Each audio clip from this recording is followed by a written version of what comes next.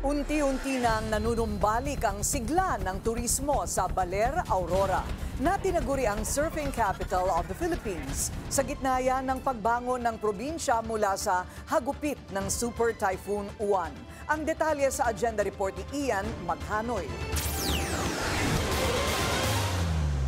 Enjoy na enjoy muli sa pagtatampisaw ang mga kabataan dito sa Sabang Beach ng Baler sa Aurora ngayong tirik na ang sikat ng araw.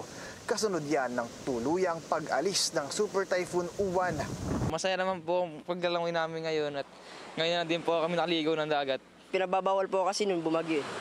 Binawi na rin kasi ng Baler LGU ang no swimming protocol dito sa Sabang Beach. Kahapon po ay wala ng typhoon signal, nilift na po ang ating protocols sa pagbabawal sa pagsuswimming and surfing. Kaya lahat po ay inaanyayahan namin. Maging locals po yan, foreign tourists. Welcome na po kayo para mag-swimming at mag-surfing sa Baler.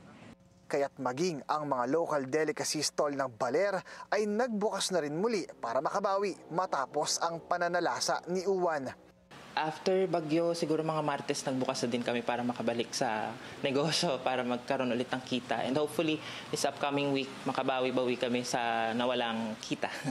Sa mga susunod na araw o linggo, inaasahan na lolobo ang bilang ng mga turistang dadayo sa Baler.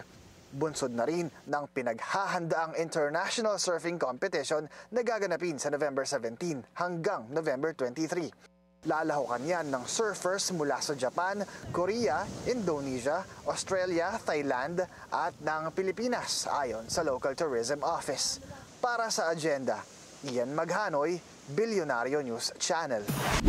Manatiling nakatutok sa Bilyonaryo News Channel. Sumubaybay sa aming social media accounts at mag-subscribe sa aming YouTube channel para sa mga bago at eksklusibong balita.